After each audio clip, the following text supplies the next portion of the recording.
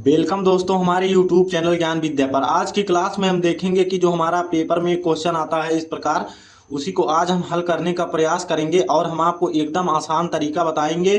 उससे पहले अगर आप हमारे YouTube चैनल पर नए हो तो चैनल को सब्सक्राइब कर देना, ताकि हम जैसे ही वीडियो डालें उसका नोटिफिकेशन आप तक तुरंत पहुंचे।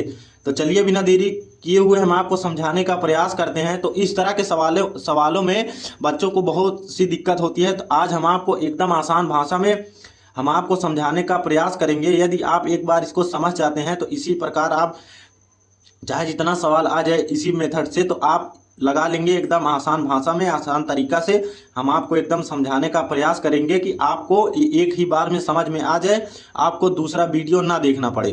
तो चलिए बिना देरी किए हुए हम समझाने का प्रयास करते हैं। तो सबसे पहले आप लोग इसको क्या करेंगे कि इस प्रकार आपको एक मतलब पेपर में 4 नंबर का इस प्रकार एक क्वेश्चन आएगा, और ये प्रीवियस ईयर में पूछा गया क्वेश्चन है, तो इसीलिए मैंने आज सोचा कि इसे बता दूं। और बच्चों का कमेंट आ रहा था कि इस प्रकार का सवाल आप बता दीजिए, तो हमने बता मैंने सोचा कि बता दूं। तो देखिए बहुत ही आसान है और एकदम आसान तरीका से मैं आपको लगाऊंगा, और वीडियो में अंत तक बने रहिएगा ताकि आपको एकदम समझ में आ जाए। तो चलिए बिना देरी किए हुए हम समझाने का प्रयास करते हैं। तो सबसे पहले आप इसको इस प्रकार सवाल दिया रहेगा कि निम्नलिखित प्रश्नों को हल कीजिए, जिसमें से आपको ये हल करना रहेगा, और ये 4 नंबर का क्वेश्चन आता है। तो आप देखिए सबसे पहले आप इसको समीकरण 1 मानेंगे और इसको समीकरण 2 मानेंगे। तो जब इसको समीकरण 1 और 2 मान लेंगे तो समीकरण 1 और 2 में आप देखेंगे कि इसका जो हर है वो बराबर नहीं है। अब इसको आप एकदम सिंपल तरीके से जिस तरह भिन्न का घटाना करते हैं उसी प्रकार आप पहले इसको करिए। तो यहाँ क्या लिखेंगे कि सबसे पहला स्टेप होगा कि आप लिखेंगे कि समीकरण 1 से, यहाँ देखिए क्या लिखेंगे कि समीकरण 1 से, यहाँ लिखेंगे समीकरण 1 से। यहाँ पर जब आप इतना लिख देंगे कि समीकरण 1 से, तो आप देखिए समीकरण 1 में जो इसका हर है वो बराबर नहीं है, तो उसी को हम यहाँ पर बराबर करेंगे। तो हर बराबर करने के लिए हमें हर का एलसीएम लेना होता है। तो यदि हम इसका एलसीएम लेते हैं तो हमें 6 प्राप्त होगा। तो मतलब कि वैसे भी आप देख लीजिए कि इसका गुणा इसमें होगा, इसका इसमें होगा और इसका आपस में होगा, तो हमारा हो जाएगा। तो देखिए वही काम हम यहाँ पर करेंगे। तो समीकरण 1 से देखिए क्या मिला हमें ये मिला कि इसका इसमें गुणा करेंगे तो क्या प्राप्त होगा, हमें 9x प्राप्त हो जाएगा। 3 त्रिक का 9x माइनस 5 दूना 10y बराबर -2 है यहाँ पर, और बटे में क्या प्राप्त हुआ हमें 3 दूना 6। अब यहाँ पर आप लोग देखिए कि ये बटे में है, बराबर के उस तरफ जाएगा तो ये गुणे में हो जाएगा। और यहाँ पर देखिए क्या हो जाएगा कि 9x माइनस 10y बराबर, और यहाँ पर 6 का 2 -2 में गुणा करेंगे तो हमें क्या प्राप्त होगा, -12 प्राप्त होगा। आप इसे समीकरण 3 मान लीजिए। अब यहाँ इसी प्रकार जो हमने काम इसमें किया है वही काम हम समीकरण 2 में करेंगे, क्योंकि समीकरण 2 का भी देखिए हर बराबर नहीं है। तो सबसे पहले हम इसका हर बराबर करेंगे। तो यहाँ आप लोग लिखेंगे कि समीकरण 2 से, यहाँ लिखेंगे समीकरण 2 से, यहाँ लिखेंगे कि समीकरण 2 से। अब देखिए समीकरण 2 से हमें क्या प्राप्त हुआ, समीकरण 2 से जब इसका हम हर बराबर करेंगे तो हमें 2x प्लस 3y बटे 6 बराबर 13 बटे 6। अब देखिए यहाँ से कैसे हमने किया, इसका इसमें गुणा किया तो यहाँ 2x प्राप्त हो गया, और इसका इसमें गुणा किया तो 3x प्राप्त हो गया। इसका आपस में गुणा किया तो हमें क्या प्राप्त हुआ, 6 प्राप्त हुआ। और बराबर में क्या लिखा है कि 13 बटे 6, तो 13 बटे 6 वैसे लिख देंगे। अब यहाँ पर एक लाइन और लिखेंगे, क्योंकि देखिए यहाँ पर ये बटे में है, बराबर के उस तरफ जाएगा तो क्या प्राप्त होगा, मतलब कि इसमें गुणा हो जाएगा।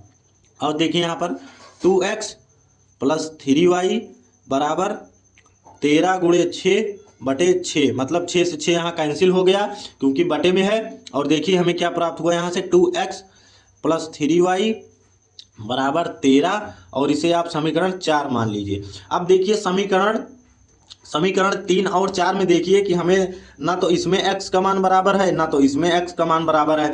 चूंकि हमें x और y का मान यदि हमें प्राप्त करना है तो इसमें से हमें एक चर को हमें यहाँ पर काटना होगा। तो उसी को हम यहाँ पर आप देखेंगे। तो देखिए अब इसमें हम चाहे आप प्रतिस्थापन विधि लगा दीजिए चाहे विलोपन विधि लगा दीजिए। तो हमने दोनों, अगर यदि आपको प्रतिस्थापन और विलोपन विधि नहीं आती है तो आप जाके सर्च करिएगा कि प्रतिस्थापन विधि हल करने का सबसे आसान तरीका, तो आपको पहला वीडियो मिल जाएगा और वहां से आप देख लोगे तो आपके एकदम समझ में आ जाएगा। तो चलिए हम आपको यहाँ विलोपन विधि का प्रयोग करके यहाँ पर हम x और y का मान निकालेंगे, क्योंकि विलोपन विधि सबसे आसान विधि होती है। तो यहाँ देखिए हम समीकरण 2 में, यदि हम समीकरण 2 में 3 से गुणा कर दें तो हमें y का मान यहाँ देखिए क्या प्राप्त हो जाएगा, क्योंकि हम y का मान बराबर कर रहे हैं यहाँ पर। तो समीकरण 3 में यदि हम 3 से गुणा कर दें तो ये 30 हो जाएगा, और यहाँ पर यदि हम समीकरण 4 में 10 से गुणा कर दें तो यहाँ 30 हो जाएगा। तो मतलब कि दोनों जगह 30 हो जाएगा, और हम समीकरण को जोड़ देंगे तो हमें चिन्ह में परिवर्तन नहीं करना पड़ेगा, और y से y आराम से यहाँ पर कट जाएगा, तो दिक्कत हमें नहीं होगी। तो वही काम हम यहाँ करेंगे। तो आप सबसे पहले लिखेंगे कि समीकरण 3 में 3 से गुणा तथा समीकरण 4 में 10 से गुणा करने पर, तो यहाँ आप लिखेंगे कि समीकरण 3 में, यहाँ लिखेंगे कि समीकरण 3 में 3 से गुणा तथा समीकरण क्या लिखेंगे कि समीकरण 4 में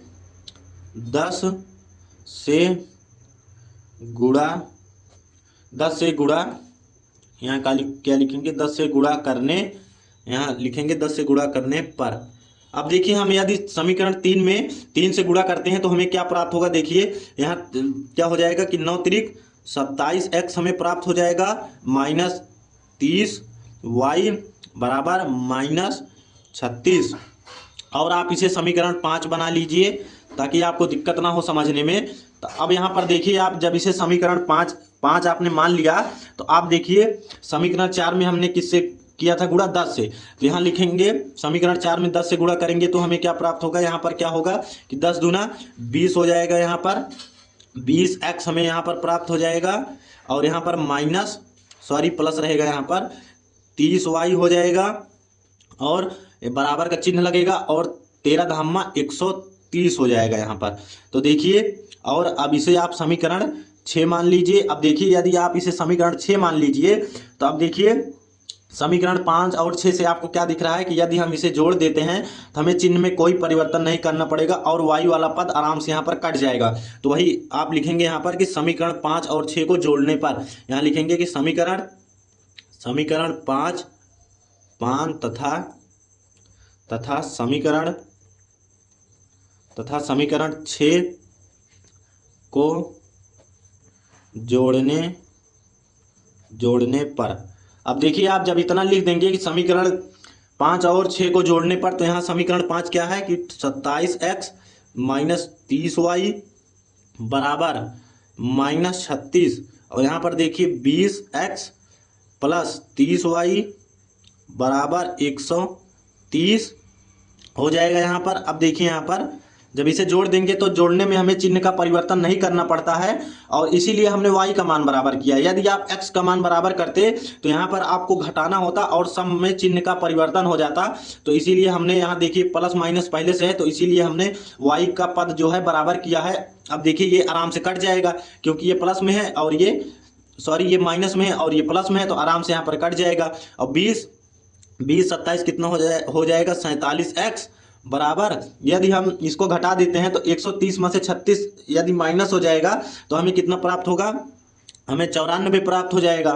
तो यहाँ पर देखिए, आप देखिए x के गुणे में 47 है तो बराबर के उस तरफ जाएगा तो बटे में हो जाएगा, तो x बराबर 94/47। अब देखिए इससे 2 से कट जाएगा तो हमारा x का जो मान आ गया वो हमें 2 प्राप्त हो गया, x का मान हमें 2 प्राप्त हो गया। अब देखिए चाहे आप x का मान किसी भी समीकरण में रख दीजिए, 5 6 4 3 2 1, आप चाहे जिसमें रख दीजिए, आप मतलब सब का मान, मतलब चाहे जिसमें रखेंगे सब में मान y का वही आएगा। यदि x का मान आप किसी भी समीकरण में 2 रखते हैं तो y का मान आपको वही प्राप्त होगा, चाहे आप 6 में रखिए तब भी वही होगा, चाहे 3 में रखिए तब भी वही होगा। तो आपको जो समीकरण सबसे आसान लगे उसी में आप x का मान रख दीजिए। तो देखिए जो हमारा समीकरण यहाँ पर 4 दिख रहा है वो हमें सबसे आसान दिख रहा है, तो हम यहाँ पर क्या करेंगे कि x का मान समीकरण 4 में रख देंगे। तो आपको यहाँ एक लाइन लिखना होगा कि x का मान समीकरण 4 में रखने पर, यहाँ लिखेंगे कि x का मान समीकरण 4 में रखने पर। अब देखिए आप इतना लिख देंगे तो आप देखिए समीकरण 4 क्या लिखा है कि 2x प्लस 3y बराबर 13। अब यहाँ पर देखिए जब इतना लिखा है तो आप क्या लिखेंगे कि 2x की जगह पे क्या लिखेंगे, x की जगह पे 2 लिखेंगे वहां पर। तो यहाँ 2 गुणे 2, अब यहाँ पर क्या लिखेंगे, प्लस का चिन्ह लगाएंगे और यहाँ 3y बराबर 13। यही हमारा जो समीकरण 4 लिखा था वही लिखा था। अब देखिए इसका इसमें गुणा हो जाएगा तो हमें क्या प्राप्त होगा, 4 प्लस 3y बराबर 13। अब यहाँ पर देखिए 4 को उधर ले जाएंगे, प्लस में है तो क्या हो जाएगा, माइनस में हो जाएगा। तो यहाँ लिखेंगे कि 3y बराबर 13 माइनस 4। अब यहाँ पर देखिए क्या हमें प्राप्त हो गया, हमें देखिए कि यदि हम 13 में से 4 को घटाते हैं तो हमें क्या प्राप्त होगा, 9 प्राप्त होगा। तो वही हम यहाँ लिखेंगे। तो यहाँ देखिए 3y बराबर 9। अब देखिए 3 यहाँ गुणे में है, उधर जाएगा तो बटे में हो जाएगा। y बराबर क्या हो जाएगा, 9/3। 3 से 3 कट गया। y बराबर कितना प्राप्त हो गया हमें, y बराबर 3 प्राप्त हो गया। अब देखिए x और y का मान हमें प्राप्त हो गया। तो आपको आंसर डायरेक्ट इतना नहीं छोड़ना है, आपको लास्ट में एक लाइन लिखना है कि अतः x बराबर 2 y बराबर 3। अब यहाँ जब आप इतना लिख देंगे तो एग्जामिनर की नज़र सिर्फ इस पर जाएगी और आप इसको एक बॉक्स में बंद कर देंगे यहाँ पर हाईलाइट कर कर, तो एग्जामिनर की नज़र सिर्फ इस पे जाएगी। यदि यह क्वेश्चन 4 नंबर में आ जाता है तो आप मुझे एकदम कर ले जाएंगे और मुझे उम्मीद है कि आपके समझ में एकदम आ गया होगा और मैंने एकदम आसान भाषा में आपको समझाया है। तो चलिए हम इसमें छोटी सी ट्रिक का प्रयोग करके हम चेक कर लेते हैं कि हमारा जो सवाल है वह गलत है या सही है। मतलब आप लोग सोचेंगे कि हमारा x और y का मान सही है या नहीं है। तो आप इसे यहाँ समीकरण मतलब चाहे जिसमें रख दीजिए, इसमें जब यहाँ पर समीकरण x और y का मान चाहे जिसमें रख दीजिए, मतलब दो x और y दोनों का मान चाहे जिस समीकरण में रख दीजिए, तो दोनों पक्ष यहाँ पर बराबर आना चाहिए।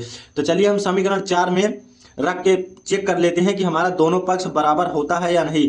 तो देखिए समीकरण 4 क्या लिखा है यहाँ पर। आप इसे करेंगे नहीं, आप इसे जहां सवाल लगाएंगे वहां नहीं करेंगे, आप इसे पीछे रफ में कहीं पर करके चेक कर लेंगे कि हमारा x और y का मान सही आया है या नहीं। तो चलिए हम यहाँ पर आपको चेक करके यहाँ बताते हैं। तो समीकरण 4 क्या लिखा है कि 2x प्लस 3y बराबर 13। अब यहाँ पर देखिए x और y दोनों का मान हम यहाँ पर रख देंगे। x का मान हमें क्या प्राप्त हुआ है, 2 प्राप्त हुआ है। 3 का मान हमें क्या प्राप्त हुआ है, y का मान हमें क्या प्राप्त हुआ है, 3 प्राप्त हुआ है, बराबर 13 यहाँ पर लिख देंगे। आप इसका गुणा कर लेंगे, 4 3 3 का 9 बराबर 13, 9 4 13 आ गया। मतलब दोनों पक्ष यदि हमारा बराबर आ रहा है तो हमारा इसका मतलब कि हमारा x और y का मान एकदम सही आया है। और इस प्रकार आप चाहे जिस प्रकार का सवाल आ जाए, आप उसमें x और y का मान लास्ट में कहीं रफ में जहां रफ करने के लिए मिलता है आप वहां इसे चेक कर लेंगे तो आपको मतलब समझ में आ जाएगा कि हमारा x और y का मान सही आया है। यदि आपका x और y का मान यहाँ पर बराबर नहीं है, मतलब दोनों पक्ष बराबर नहीं है, तो समझ लेना या तो हमारा y का मान गलत आ रहा है यदि x का मान गलत आ रहा है। तो आप एक बार फिर से सवाल को चेक कर लेंगे, यदि कहीं दिक्कत होगी तो आपके तुरंत समझ में वहां आ जाएगा और तुरंत आप वहां सही भी कर लेंगे। तो इस प्रकार आप मुझे उम्मीद है कि आप लोगों के समझ में आ गया होगा और आप इस प्रकार चाहे जो सवाल आ जाए आप लोग उसे कर लेंगे और इस प्रकार आप सवाल कर लेंगे। और कमेंट में जरूर बताना कि आपको यह सवाल कैसा लगा और हम मिलते हैं अपनी अगली क्लास में।